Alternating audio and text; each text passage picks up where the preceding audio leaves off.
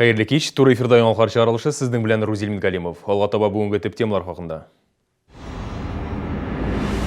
Яңа автобусларда кондуктор юклыгыннан файдаланып, куян булып йөрүчеләр саны арткан. Алар белән ничек көрәшәләр, Гүзәл Шихапова белеште. Казаннарда, башка җирләрдә кругом уже боз кар жава. Җәйгесе урынына кышкысы, машина тегермәчләрен кайчан алыштырырга? Мәләкәсер ягында өр-яңа балалар бакчасы ачылды. Бу быел Чаллыда төзелгән 6-нчы мәктәпкәчә белем бирү учреждениесе. Нәникәйнең ачылышында Ләйсән Ханова булып кайтты. Чаллыда кискен сугыш юллары инфекциясе йөри. Авыручылар саны 11% артты.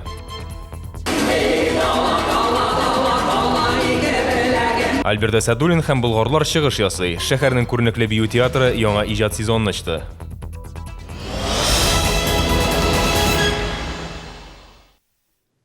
Яңа автобусларда бушлай йөриләр. Шәһәрдәшләр арасында билет өчен акча түләмәүчеләр күбәйгән. Аларның саны да көннән-көн арта. Кондукторлар юк, салоннарда түләү мөстәкыйль рәвештә башкарыла. Электротранспорт оешмасы куяннарны аулага алынды. Элеккеге тәҗрибәне кулланмакчылар. Автобус маршрутларында контроль куелачак. Нәтиҗәсе булырмы? Хәбәрчебез ачыклады. Пожалуйста, предъявите чек. Контролерлар инде 3нче көн тукталышларда тора. Алар узып баручы автобусларның һәрберсенә кереп, пассажирларның чекларын тикшерә. Көн сайын мондый төркем берничә тукталышта тора. Безнең бу тикшерүебезнең максаты шәһәрдәшләребезне дөрес итеп автобусларда йөрергә өйрәтү. Безне һәр вакыт өйрәттеләр, без беләбез, икенче, өченче ишектән кереп, беренче ишектән чыгарга. Хәзерге вакытта менә бу кондукторсыз эшләүче автобусларның кергә беренче ишеккә кирәк. Акчалата түләгән очракта чекны автобус йөртүчесе бирә. Әгәр электрон яки социаль мәктәп картасы икән, терминал аша түләргә мөмкин. Автобус йөртүчеләр монысы иң кулай вариант ди, чөнки транспорт белән идарә иткәндә игътибарны башка нәрсәгә юнәлтү авыр диялар. Электрон карталарны барлык почта бүлекчәләрендә сатып алырга мөмкин. Мондый карта белән түләүчеләр 1 сумга арзанрак бәягә йөри. Проблемалар бар инде. Аны бөтенесен дә күреп булмый бит инде. Это тяжело.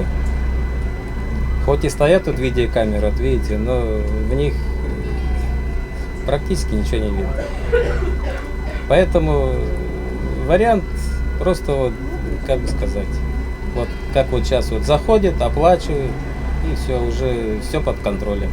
Но когда народу много, это уже невозможно. Яңа автобусларда шәһәрдәшләрнең мөстәкыйльлегенә һәм намусына ышанып кондуктор хезмәте юк. Шуңа күрә хәзер акчасын соңгы тукталышка кадәр кулында тотып торучылар куяннар рәтенә кертелә.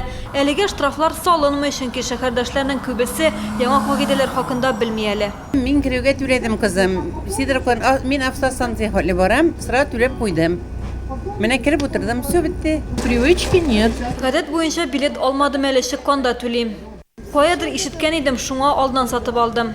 Контролерлар әйтүенчә, берничә көн эчендә шәһәрдәшләр яңа кагыйдәләрне тиз аңлап алган, хезмәткәрләр эшләрен нәтиҗәле ди. Шунысын да онытмаска, чекны азакы тукталышка кадәр сакларга кирәк. Гүзәл Шихапова, Алексей Иванов, яңалыклар. Бүген Әлмәт, Бөгелмә һәм Азнакайда беренче кар яуды. Иртәгә кыш Чаллыга да килеп җитәчәк дип фаразлый синоптиклар. Салкыннар башлану белән машина йөртүчеләр алдына тәгәрмәчне кайчан алыштырырга кирәк дигән сорау килеп баса. Өлгер автомобиль хуҗалары атна башыннан ук әлеге эш белән мәшгуль. Тәгәрмәч алыштыру мастерскойына бүген беренчеләрдән булып килергә ашыгучылар күп иде. Намуслы машина хуҗалары һава торышы бозылганчы тәгәрмәчләрне алыштырып калырга телиләр. Чөнки бүген погода менә булай тора. Иртәгә кар жаварга может, котырырга может. Ә безнең значит тәкермәчләр лысы әйтергә кирәк ул. Шуңа күрә хәзер бик вакыт шиповойга алыштырырга, шипаларны алыштырырга кирәк. Кайбер машина йөртүче резина алыштырыр өчен чын салкыннар төшкәнен көтә. Әгәр температура 5 градустан төшкән икән, ныклап уйларга вакыт. Юкса тәгәрмәч шомарып бетәчәк. Шиналарны алыштыру остаханәләрендә бүген аншлаг. За последнюю неделю, за последние 3 дня, даже вот так скажем. Соңгы атнада килүче машиналар 10 тапкырга артты. Кешеләр алыштырырга ашыга, җәйгесен салдырып кышкы резина урнаштырырга киләләр. Әлеге юлларда торыш тотрыклы, һава температурасы машиналарга җәйге резина белән йөрергә мөмкинчелек бирә. Бозлавыклар башлану белән алыштырылмаган тәгәрмәчләр авария куркынычлыгы тудырачак дип белгечләр. Салкыннарда ЮХИДИ хезмәткәрләре көчәйтелгән эш режимына күчә. Һава торышы үзгәрү сәбәпле юл хәрәкәте иминлеге дәүләт автоинспекциясе хезмәткәрләре машина йөртүчеләргә җәйге тәгәрмәчләрне кышка алыштырырга, шәһәрдән читкә чыкмаска һәм инде машина белән шәһәр эчендә идарә иткәндә юл йөрү кагыйдәләрен төгәл үтәп, йөрергә киңәш итә. Температура хәзергә плюс билгесе белән, иртәгә термометр баганасы 1 градус салкынга төшәчәк. Көндез ел көннәренә кадәр сузылучы көчле җил көтелә. Юлларда бозлавык булуы ихтимал. Илсия Валиуллина, Ксения Антонова, яңалыклар. Караңгыда юл аша чыгучы балалар тормышын куркыныч астына куймас өчен белгечләр фликерлар булдырырга киңәш итә. Алар яктырткыч брелоклар, браслетлар яисә киемдәге һәм сумкадагы тосмалар булырга мөмкин. Караңгыда фликерларны машина йөртүче автомобиль фарасының якын уты кушылганда 100 метрдан, ерак утта 300 метрдан күрә ала. Яктырткычларны кибеттән яисә тегү ательеләреннән сатып алырга мөмкин. Данная норма в правилах дорожного движения тоже прописана. Юл йөрү кагыйдәләрендә мондай норма күптән язылган. Шәһәр һәм авыл эчендә йөрүчеләр өчен ул рекомендация рәвешендә бара. Торак йортлардан читкә чыккач 500 сум административ штраф каралган. Инвалидлар һәм техноген аварияләрдә зыян күргән гражданнар өчен ташламалар түләүдә шикләүләр кертелә. Федераль закон зур фатирларда һәм үз йорты белән яшәүче, шулай ук коммуналь хезмәтләрне нормадан тыш сарыф иткән ташламага ия гражданнарга кагыла. Элек аларга торак коммуналь хезмәтләр өчен 50% ташламалар каралган иде. Субсидияләр бер юлы түгел, билгеле бер вакыт аралыгы эчендә этаплап киметеләчәк. Закон 29 меңнән артык шәһәрдәшкә кагыла. Әмма социаль ярдәм күрсәтү идарәсе башлыгы Галина Каширны белдерүенчә, һәркемдә диярлек исәп-хисап җиһазлары бар. Торак коммуналь хезмәтләр нормалардан артып китми диярлек. Шуңа күрә ташламалар 70% ташламага ия граждан өчен барысы да үзгәрешсез калачак. Моннан тыш республика җитәкчелеге тарафыннан халыкка яңа үзгәрешләргә яраклашырга мөмкинлек бирә торган өстәмә социаль ярдәм чараларын кертү турында карар кабул ителгән. 6 айга керем күләме 20 мең сумга кадәр булган гражданнар өчен компенсация кертелә. Сентябрьгә килгән квитанцияләрдә компенсация билгеләү өчен белгечләр телефон номерлары язылган. Для того, чтобы назначить компенсацию, Компенсация белгілеу үшін 6 айлық кірім хақында мәгълүмат бирергә кирәк. Шартлар һәм таләпләр аз киремлелек һәм җылылыкка субсидия рәсмиләштергән кебек үк. Хезмәт ветераннарына стационар телефон өчен ташламалар күрсәтүдә дә үзгәрешләр бар. Алар өчен абонент түләвенә 50% ташлама каралган. Белгечләр әйтүенчә, соңгы вакытта хезмәт ветераннары күпләп телефоннан баш тарта. Бу хакта социаль яклау идарәсенә хәбәр итмиләр. 1 октябрьдән әлеге гражданнарга субсидия түләү туктатыла. 240 нәни шәһәрдәшебез өр-яңа балалар бакчасына йөри башлаячак. Бүген Мәләкәс аръягында Кроха, Нәникәй дип исемләнгән 119 санлы бакча үз ишекләрен ачты. Аның төзелеп бетүен нигездә яшьләр яши торган яңа микрорайонда түземсезлек белән көттеләр. Бакчаның ачылыш тантанасында хәбәрчебез Лейсан Ханова булып кайтты.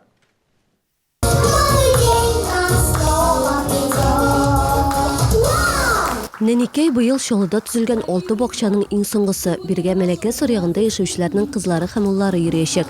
Бакча заман таләпләренә туры китереп төзелгән. Бирдә нәниләр өчен дә, хезмәткәрләр өчен дә барлык уңайлыклар да тудырылган.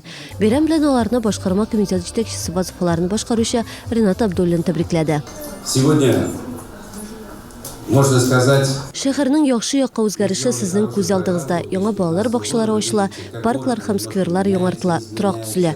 Бүген балалар чыгышын карап утырганда, бу тормышның иң матур вакытлары дип уйлыйсың. Түзүчеләр бакчаны вакытында өлгертү өчен тәүлек әйләнәсе диярлек эшләде. Бүген инде аларның хезмәтенә нәтиҗә ясый торган көн.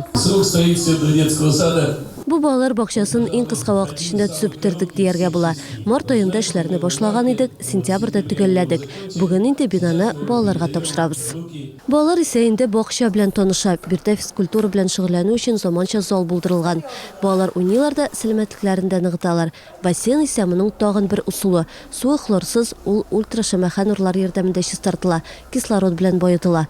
Төркем бүлмәләре исә җирле җитештерүчеләр көче белән җиһазландырылган. Бакчаның дизайн авторлары да шәһәрдәшләребез. Бу балалар бакчасында минем 2 малаем йөриячәк. Кичкенәсе ясельный группага йөриячәк, зурысы старший группага йөриячәк. 2 ел көттек, бик шатбыз, ачылды. Бик матур, дизайны бик ошады. Пәрдәләр, стеналар бик матур, балалар шатланып килделәр.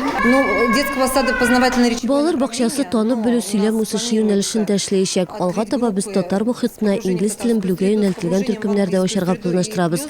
Шулай ук балалар белән театр сәнгате буенча да шөгыльләнәчәкбез. Мөдир әйтүенчә, бакча хезмәткәрләр белән тулысынча тәэмин ителгән.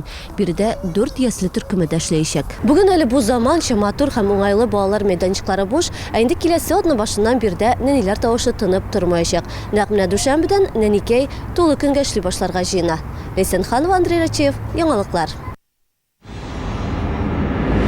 Чолда кискен сулыш юллары инфекциясе йөри. Авыручылар саны 11% артты.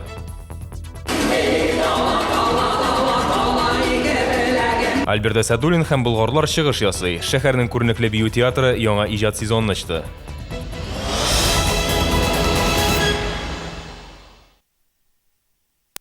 Компания «Нефтехим Энергоснаб». Мы строим для вас современное, комфортабельное жилье в районах с развитой инфраструктурой. Предлагаем однокомнатные и двухкомнатные квартиры в современном 17-этажном жилом доме 5104А. Возможность заказа чистовой отделки, индивидуальный подход к ценообразованию и сопровождение сделок в аккредитованных банках обеспечит вам оптимальный выбор квартиры. Телефон 77 37 14.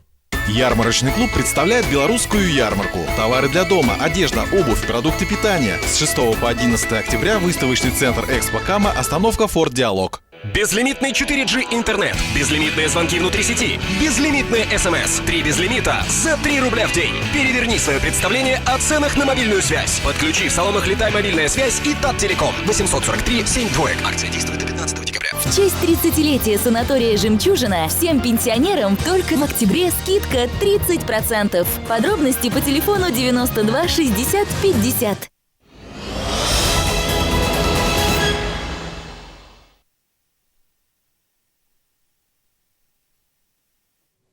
Яңалыклар чыгарылышын дәвам итәбез. Сезнең белән тур эфирда Рузил Мингалимов. 33 яшьлек шәһәрдәшебезнең банк картасыннан 2000 ярым сум акча югалган. Зыян күрүченең телефонына таныш булмаган номердан ММС хат килә. Анда бер сайтта сылтама була. Шәһәрдәшебез шул сайтка кирип телефонына вирус юктыра. Зарарлы программа мобиль банк аша банк картасыннан билгеле бер сумманы урлаган. Шәһәрдә агымдагы елда шундый 300-гә якын очрак теркәлде. Бу сан көн сайын үсә бара ди хукук сакчылары. Әлегә кадәр мобиль каракларның берсе дә тотылмаган. Если ваш сотовый телефон Мондый очракларны булдырмас өчен телефонга вируска каршы махсус лицензиясы булган программалар кертергә кирәк. Икенчедән, шикле тоелган сылтамалар буенча сайтларга кирмәскә кирәк. Шәһәрдә кискен сулыш юллары инфекциясы белән авырыйлар. Йогышлы авырулар хастаханәсендә пациентлар саны 11% арткан. Аларның күбесе балалар.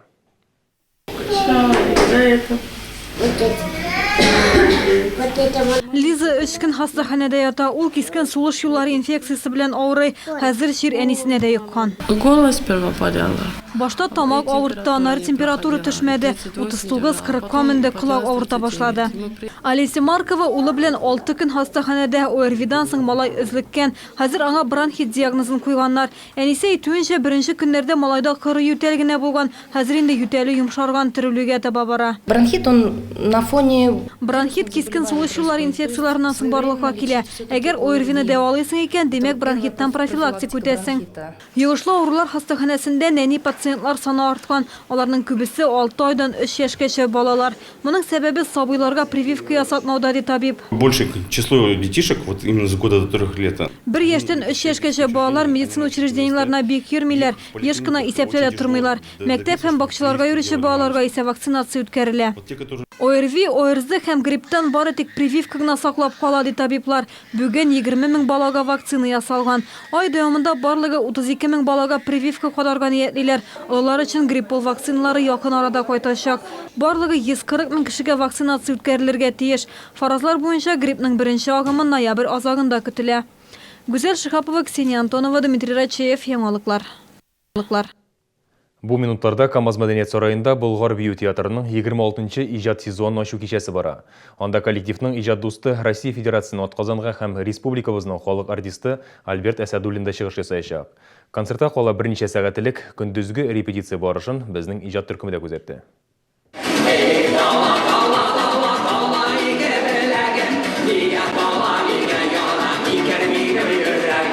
Җыр белән бию бер дулкында, һәр нота, һәр хәрәкәт үз урынында булырга тиеш.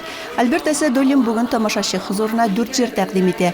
Болгар бию театры белән җырчының иҗади дуслыгы 90-нчы елларга ук барып тоташа. Имбрешебез дуслаштык Ринат Шамсудинов белән.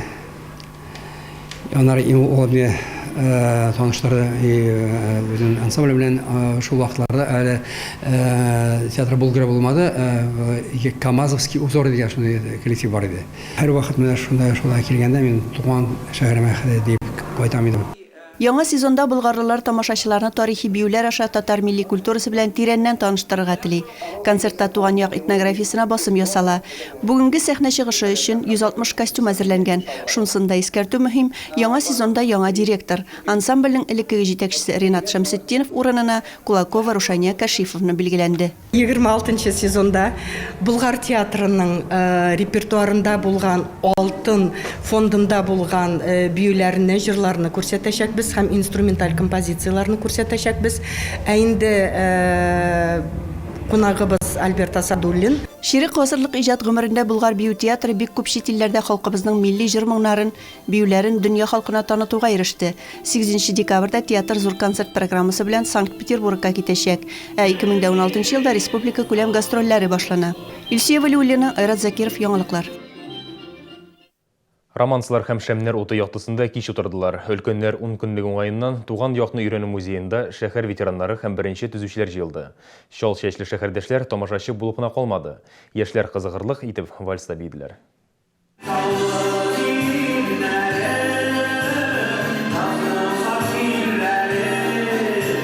Кичәне гармония ансамбле биючеләр ашып җибәрде.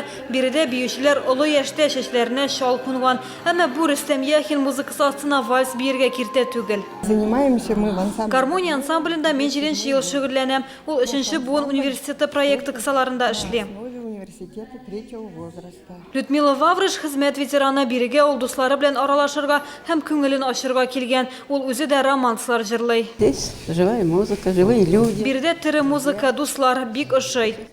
Мондый ретро кичәләр музейда 3-нче ел уздырыла. Бу юлы оештыручылар сюрприз әзерләгән. Элеккеге заманнан калган патефонда, пластинкаларда иске җырлар тыңлау мөмкинлеген тудырдылар. Соңыннан шәһәрнең беренче төзүчеләре аралашуын чәй өстәле артында дәвам итте. Гүзәл Шихапова, Рима Алексеева, яңалыклар. Шолда супер дәвәни 2015 республика бәйгесенең район этабы узачак. Ул иртәгә КамАЗ мәдәният сараенда 15 сәгатьтә башлана. Әбиләр вокал, проза, бию буенча үзләренең сәләтен күрсәтәчәк. Район этабында җиңүчеләр республика турына үтә. Чарага күрә бушлай.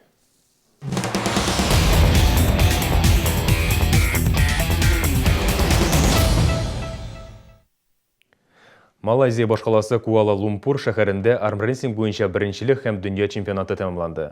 Ярышларда 1000 ярымнан артык спортчы катнашты.